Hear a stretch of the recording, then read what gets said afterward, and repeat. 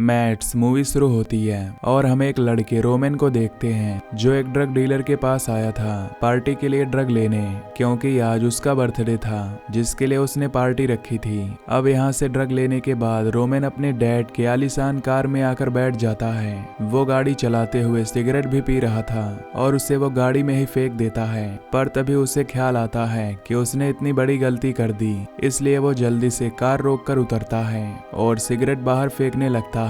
लेकिन तभी एक लड़की भागती हुई आती है जो उसकी गाड़ी से टकरा गई थी। लड़की के सर पर पट्टियां बंधी हुई थी जो घबराते हुए रोमन की गाड़ी में बैठ जाती है। लड़की देखने में काफी अजीब लगती है और ऐसा लग रहा था जैसे वो किसी लैब या फिर किसी हॉस्पिटल से भागकर आई हो, जो हद से ज्यादा डरी हुई थी। अब रोमन उससे पूछता है कि आखिर तुम्हें क्या हुआ है, पर वो कुछ बोलने की हालत में नहीं थी और बस रोती ही जा रही थी। तब उसकी मदद करने के लिए रोमन इमरजेंसी नंबर पर फोन करता है, लेकिन वो नोटिस करता है कि पुलिस के नाम से लड़की और घबरा रही है, तो वो खुद ही लड़की को ड्रॉप करने का फैसला करता है। लेकिन वो ये जानता ही नहीं था कि उसे ड्रॉप कहाँ करना है, और तो और वो भी कुछ बोल नहीं रही थी, बस रो ही रही थी। अब रोमन गाड़ी लेकर निकल जाता है। वो बीच बीच में उससे बात करने की कोशिश करता है, लेकिन कोई फायदा नहीं होता। कुछ देर बाद लड़की एक रिकॉर्डर निकालती है जिसके अंदर कुछ कमांडो ये बोल रहे थे कि हम जिस लड़की पर एक्सपेरिमेंट कर रहे थे, जिसका नाम हमने C39 रखा था, वो भाग निकली है।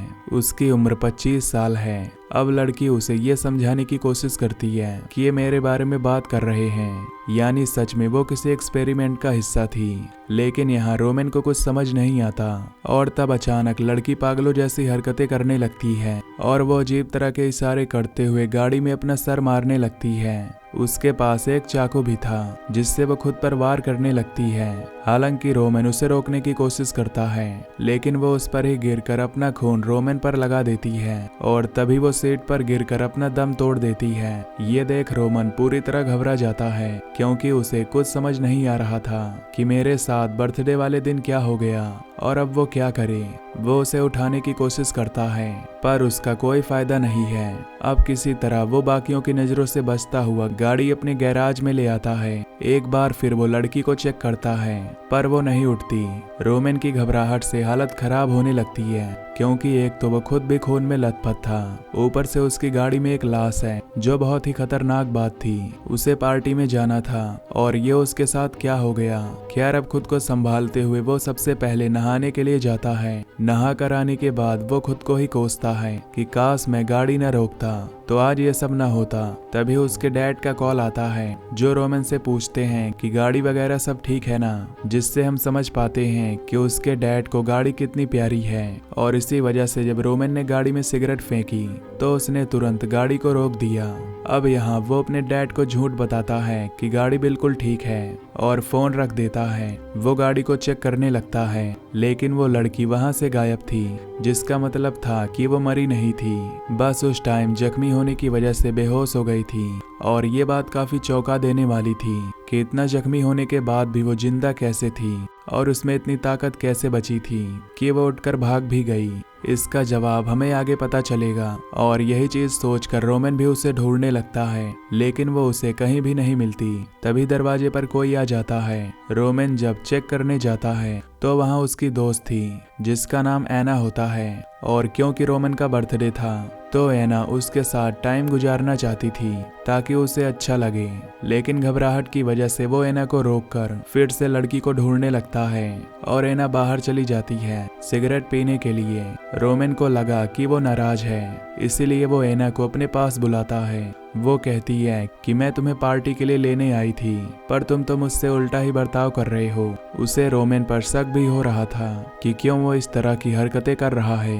रोमन उसे समझा बुझाकर वहां से भेजने लगता है कि तभी रोमन के बाकी दोस्त भी आ जाते हैं उसे लेने के लिए, लेकिन वो उन्हें ये कहकर भेज देता है कि मेरी तबीयत थोड़ी खराब है, मैं बाद में आऊंगा। और अंदर जाकर CCTV कैमरा में लड़की को ढूंढने लगता है, पर वो उसे फिर भी नहीं मिलती। इसलिए वो बाहर आता है जहां उसके दोस्त अभी तक गए नहीं थे, इसलिए रोमन उनके साथ जाने लगता है। रास्ते में भी रोमन अजीब बर्ताव कर रहा था और पार्टी में आने के बाद भी उसे कुछ ठीक नहीं लग रहा था। वो लड़की ही बस उसके दिमाग में घूम रही थी। एना को भी कुछ समझ नहीं आता कि आखिर चल क्या रहा है। तब उसके बाकी दोस्त पूछ लेते हैं कि रोमन आखिर तुम्हारे साथ क्या हुआ है, लेकिन उनकी बात का जवाब दिए बिना वो एक रूम में आ जाता है। एना अपने दोस्त के साथ बाथरूम में जाती है। कुछ देर बाद जब वो वहां से चली जाती है तो उसके दोस्त के पास रोमन आ जाता है, यानी कि रोमन एना को धोखा दे रहा था। इस बीच एना की दोस्त देखती है कि रोमन की आंखें चमक रही हैं, जिससे वो काफी घबरा जाती है। इस बारे में रोमन को बताती भी है तो वो अपनी आंखें शीशे में देखने लगता है। वो फिर पागलों की तरह अपनी गर्दन हिलाने लगता है। तभी उसके डैड की कॉल आती है, जो कहते हैं कि कुछ देर पहले घर का अलार्म बजा है और मैंने कैमरा फुटेज में किसी को घूमते हुए भी देखा है। मैं घर पर नहीं हूँ, तो तुम जल्दी से जाकर घर को देखो कि आखिर क्या मामला है। तब रोमन घर जाने के लिए निकलता है, जिस बीच हम भी उसकी चमकती हुई आंखों को नोटिस करते हैं, जो इस बात की तरफ इशारा था कि जरूर उसके साथ कोई गड़बड़ है। जब वो बाहर आता है तो उसका दोस्त जबरदस्ती उसे पार्टी में डांस करने का कहता है। इससे रोमन को इतना गुस्सा आता है कि वो अपने ही दोस्त को बुरी तरह पीटता है। तभी इनके बीच में एना की दोस्त आकर लड़ाई छुड़वाती है, लेकिन रोमन उसे भी मारता है और फिर एक साइकिल लेकर घर आ जाता है। जब वो अलार्म बंद करता है तो उसके डैड की कॉल आती है, जो कहते हैं कि क्या कोई चोर घुस आया था और घर से कुछ चोरी तो नहीं हुआ। रोमन कहता है कि नहीं, कुछ नहीं, पर उसके डैड अजीब तरह से हंसने लगते हैं, यानी उनके साथ भी कुछ अजीब हुआ था। अब रोमन फोन बंद करके घर के अंदर जाता है, जहां उसे वही रिकॉर्डर मिलता है जो उस लड़की के पास था, और वो रिकॉर्डिंग अभी भी उसमें चल रही थी। रोमन घर में जगह जगह खून के निशान देखता है, जिनका पीछा करते करते वो बाथटब तक पहुंच जाता है, जहां वो लड़की बैठी हुई मिलती है, जो अभी भी चाकू से खुद पर वार किए जा रही थी। रोमन जल्दी से चाकू छीनकर दूर फेंक देता है, जिसके बाद वो फिर से घबराने लगता है। तभी वो लड़की अपने अंदर से एक डिवाइस को बाहर निकालती है, जो देखकर रोमन के होश उड़ जाते हैं। उसे कुछ समझ नहीं आता और वो वहां से भागने लगता है, लेकिन तभी वो खिड़की से कमांडोज को देखता है, जिन्होंने ही लड़की पर एक्सपेरिमेंट किया था, और वो उसे ढूंढते हुए यहाँ तक आ गए थे। वो अब लड़की को ले जाने लगते हैं, लेकिन उन्हें पता चल गया था कि घर के अंदर कोई और भी है। रोमन वहां से भागने लगता है। वो अचानक पागलों की तरह हरकतें करने लगता है, जैसे कि जोर जोर से हंसने लगता है। वो फिर रोड पर बैठकर पहले खुद को काटता है, फिर जमीन को चाटने लगता है और उल्टी तरफ चलने लगता है, जो देखकर कमांडो उसे भी अपने साथ ले जाने लगते हैं। अब एना रोमन को कॉल करके उससे बात करने की कोशिश करती है, लेकिन उससे तो कोई और ही बात कर रहा था, जो कमांडोज थे। पर एना उन्हें रोमन समझकर बात करती रहती है। वो कहती है कि तुमने जिस लड़के को मारा था उसकी गर्दन की हड्डी टूट गई है, आखिर तुमने कैसे इतने जोर से मारा। अब कमांडोज उससे पूछते हैं कि तुम कहाँ जा रही हो, तो वो उन्हें बता देती है और एक टैक्सी के जरिए जाने लगती है, लेकिन उसका भी बर्ताव अजीब होना शुरू हो गया था। वो बिल्कुल वैसे गर्दन को हिलाने लगती है जैसे पहली बार रोमन ने हिलाई थी, यानी कि उसकी भी हालत खराब हो जाती है। तभी एना के पास उसकी दोस्त की कॉल आती है। तब एना उससे बताती है कि मेरे साथ भी कुछ ठीक नहीं हो रहा है। फिर अचानक वो रोते हुए फोन बंद कर देती है। तभी वो नोटिस करती है कि कोई उनका पीछा कर रहा था, जो और कोई नहीं कमांडोज ही थे। ड्राइवर उतरकर उनसे पूछने लगता है कि आखिर तुम हमें फॉलो क्यों कर रहे हो, लेकिन वो ड्राइवर को ही मार देते हैं। एना ये देखकर डर जाती है और अब वो खुद ही टैक्सी को चलाने लगती है, लेकिन एक जगह पर आकर वो टैक्सी रोक देती है। वो भी अजीब तरह से सड़क पर चलने लगती है, जहां वो लोग अभी भी उसका पीछा कर रहे थे। एना जब भागने लगती है तो वो लोग लगातार उस पर शूट करते हैं, पर वो फिर भी नहीं रुकती, भागते ही जा रही थी। वो एक लैब में आकर लोगों से मदद मांगती है, पुलिस को कॉल करने का कहती है। फिर वो बाथरूम में जाकर अजीब तरह से शीशे में पहले खुद को देखती है, फिर अपना रूप देखकर रोने लगती है। तभी उसके पास एना की दोस्त कॉल करती है, जो उसे बुला रही थी कि स्टेशन पर मिलने आओ, मेरे पास बाइक है, हम भाग निकलेंगे। तभी कमांडो इस क्लब में भी आ जाते हैं और यहाँ सभी लोगों को शूट करके मार देते हैं, जो देख एना खिड़की से कूदकर बाहर आ जाती है और अपने दोस्त की बताई हुई जगह पर जाने लगती है। तभी हम देखते हैं कि उसकी आंखें चमक रही हैं और वो पागलों की तरह बर्ताव करने लगी थी।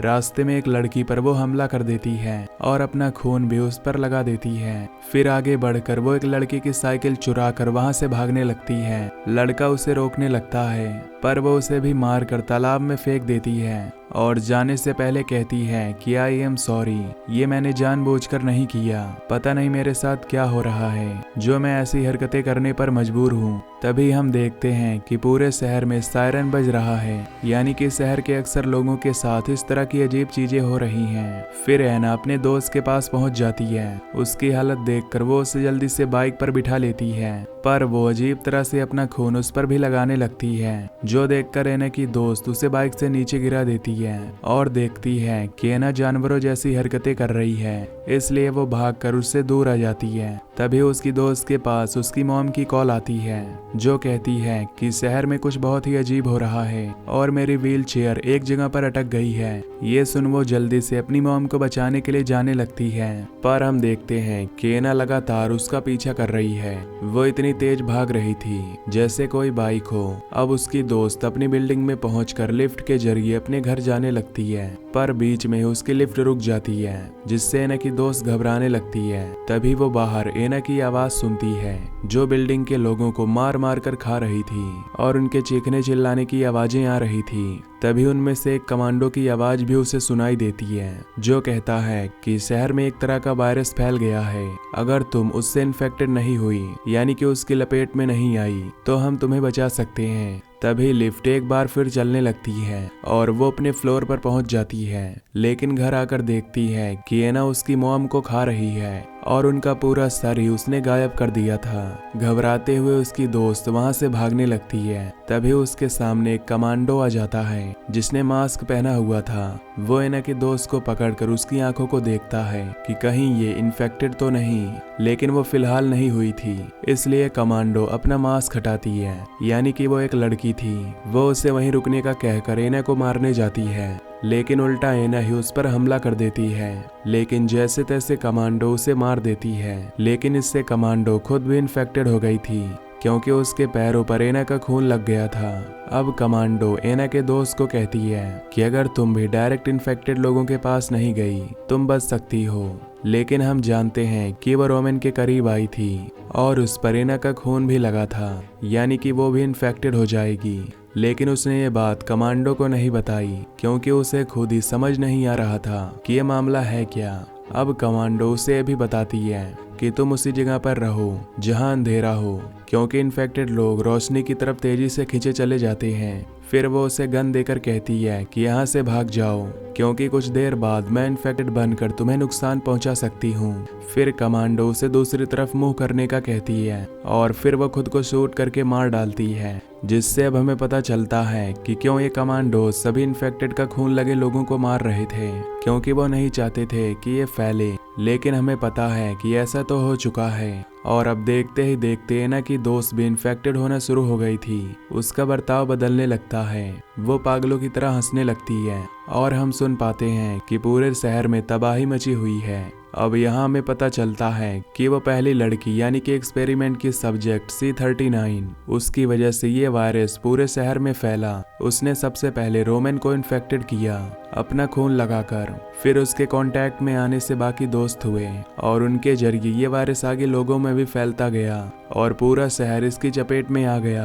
अब कमांडोज ये एक्सपेरिमेंट गवर्नमेंट के कहने पर कर रहे थे, ताकि वो इंसानों को सुपर फास्ट सोल्जर बना दें, जो बहुत ही ज्यादा पावरफुल होगी। उन्होंने अपने सब्जेक्ट को इस तरह डिजाइन किया था कि उसका खून लगने से बाकी लोग भी उसके जैसे ही सुपर फास्ट पावरफुल बन जाएंगे। लेकिन यहाँ एक अच्छी चीज होने के साथ साथ भयानक भी होगी, और उल्टे असर की वजह से वो इतने खतरनाक बन गए कि खुद को और बाकियों को काट कर खाने लगे, और अब इसे रोक पाना बहुत ही मुश्किल होगा। तो मैं मिलता हूँ आपसे नेक्स्ट वीडियो में। Till then take care, love you, bye bye.